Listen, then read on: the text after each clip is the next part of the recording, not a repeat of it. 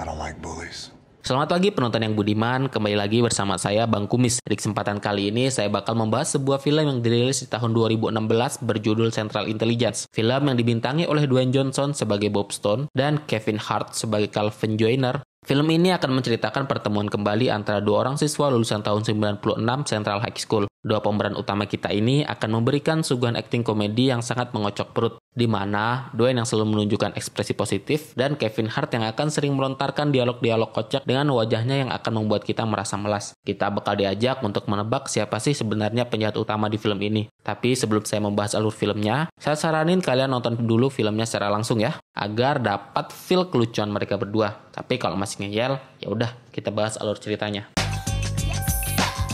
Film dimulai dengan memperlihatkan sekumpulan anak nakal sedang mengganggu Robbie yang sedang mandi di toilet sekolah. Lalu mereka membawa Robbie yang malang ke aula sekolah dalam keadaan telanjang, yang mana saat itu sedang diadakan acara perpisahan angkatan 96 SMA Sentral. Tentu saja, Robbie pun ditertawai oleh teman satu angkatannya. Melihat kejadian itu, Calvin, siswa terbaik yang tadinya sedang memberikan pidato, langsung membantu Robbie dengan memberikan jaket kebanggaan miliknya. Film langsung masuk ke 20 tahun kemudian. Calvin, siswa terbaik, sekarang bekerja sebagai akuntan. Di kantor tempat Jet bekerja, ia dihampiri teman kantornya yang hobi bercanda porno. Ia mengajak Jet untuk menghadiri acara promosi salah satu teman kantornya yang bernama Ethan, yang notabene adalah asisten dari Jet itu sendiri. Tapi Jet menolak dengan alasan dia sudah janji makan siang dengan istrinya. Sialnya lagi, pesta promosi Ethan, satu restoran tempat makan siang dia dengan istrinya. Saat makan siang, mereka berbincang tentang reuni sekolah yang akan diadakan beberapa hari lagi. Tapi Jet dengan tegas menolak karena dia nggak mau ditanyain soal karirnya yang sekarang. Padahal waktu SMA dia adalah kandidat orang sukses, tapi nyatanya dia sekarang hanya seorang akuntan. Setelah kembali ke kantor, Jet yang lagi asik berselancar Facebook mendapat notifikasi permintaan teman dari seseorang yang bernama Bob Stone. Tanpa pikir panjang, Jet langsung menerima permintaan pertemanan tersebut. Tiba-tiba telepon berdering dan ternyata itu Margaret, istrinya. Ia mengajak Jet untuk pergi ke terapis yang bernama Dr. Dan guna membicarakan tentang permasalahan pernikahan mereka. Dan juga Margaret sudah membuat janji untuk bertemu dengan sang terapis jam 6 sore nanti. Bersamaan dengan itu, ada chat masuk dari Bob Stone. Ia mengaku sebagai Robbie dan mengajak Jet untuk pergi ke bar pada saat yang sama. Jet pun mengiyakan untuk pergi bersama Bob setelah mendapat izin dari istrinya. Dan mereka akan bertemu dengan Dr. Don keesokan harinya. Sore harinya, Jet pergi ke bar tempat dia janjian dengan Bob. Dan ternyata Bob yang dulunya gemuk sekarang berubah menjadi pria kekar dan berotot. Mereka lalu pergi minum bir sambil membicarakan masa lalu mereka waktu SMA. Di sela-sela obrolan mereka, Bob digodain sama pelayan bar yang cantik dan bohai. Tapi Bob menolak dengan ramah karena ia mencari wanita yang rajin ibadah dan suka menabung.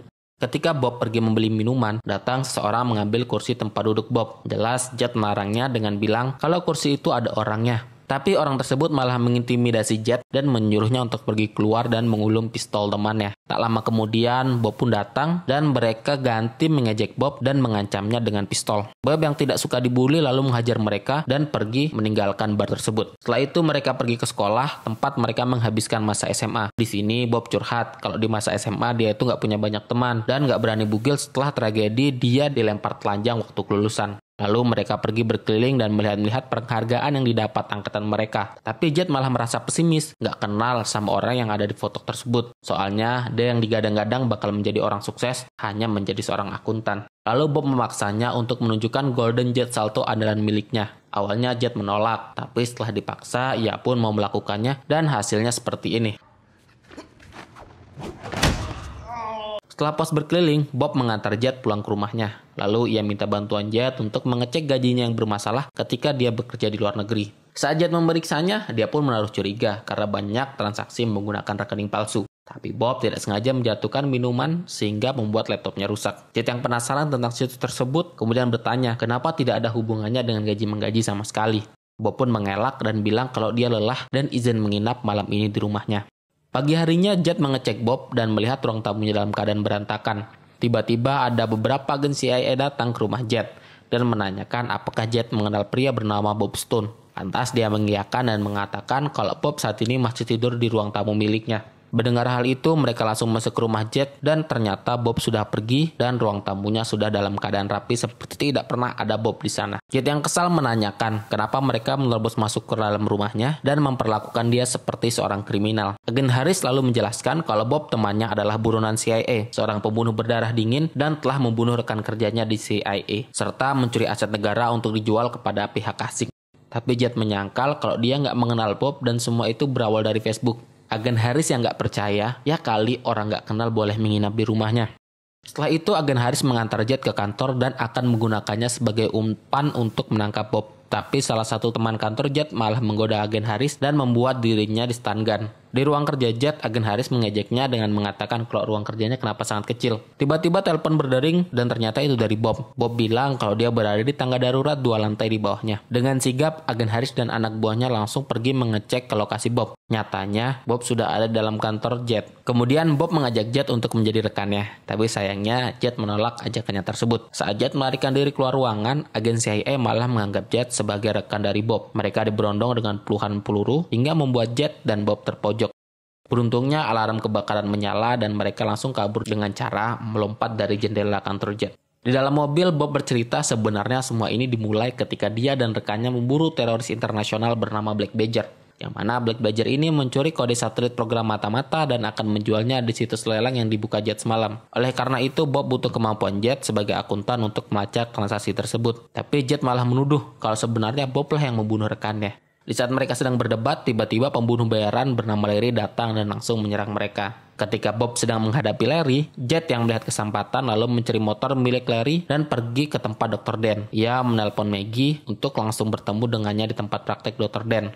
Setibanya di sana, Jet malah dicegat oleh agen Haris. Dan agen Haris memberitahunya bahwa kondisi kejiwaan Bob saat ini sedang kacau. Dan Phil, rekan kerja Bob, sudah melaporkannya 3 minggu yang lalu. Sebelum ia meninggal dalam tugas, dan ia juga menunjukkan sisa-sisa daripada agen Phil. Ia juga memberikan Jet sebuah tombol pelacak dan menyuruhnya untuk menekannya jika bertemu dengan Bob. Scene berlanjut memperlihatkan Maggie yang sedang berkonsultasi dengan Dr. Dan.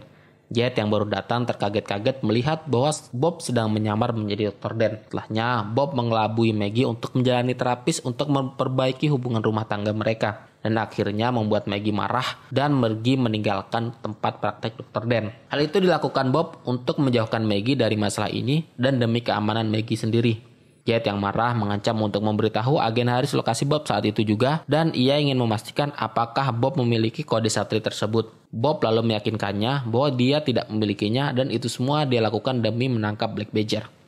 Setelahnya mereka berdua pergi mendatangi Trevor, soalnya Trevor memiliki akses ke transaksi internasional yang tidak dimiliki Jet. Dan Trevor ini adalah pemimpin bocah nakal yang dulu membuli Bob. Trevor yang senang dikunjungi 2 orang teman SMA-nya dengan senang hati membantu mereka berdua. Sebelum ia memberikan hasil transaksi pemenang lelang satelit tersebut, ia mengaku kalau ia merasa menyesal sudah membuli Bob di SMA dan dia sekarang sudah menemukan hidayah dan menjadi pribadi yang baik. Tapi ternyata itu semua hanyalah acting Trevor untuk mengerjai Bob dan mengatakan kalau sekali bocah gendut tetap saja bocah gendut dan ia juga mengompari Bob untuk menonjoknya. Saat itu juga Bob yang merasa dipermalukan langsung pergi meninggalkan kantor Trevor. Ketika Jet mengejar Bob, ia mendapat telepon dari agen Haris dan mengancam dia akan melukai Maggie jika Jet tidak kooperatif membantunya menangkap Bob.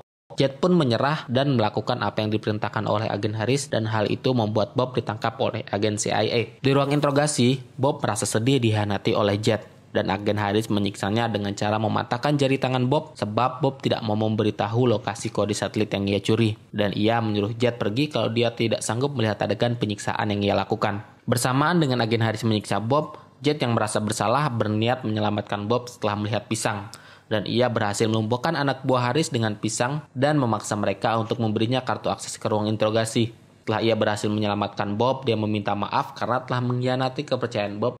Lalu mereka pun bahu-membahu untuk keluar dari markas rahasia CIA tersebut. Dalam mobil milik CIA, Bob menyuruh Jet untuk memasukkan kode transaksi bank yang mereka dapat dari Trevor ke dalam telepon berenkripsi milik CIA yang ada di survival task milik CIA.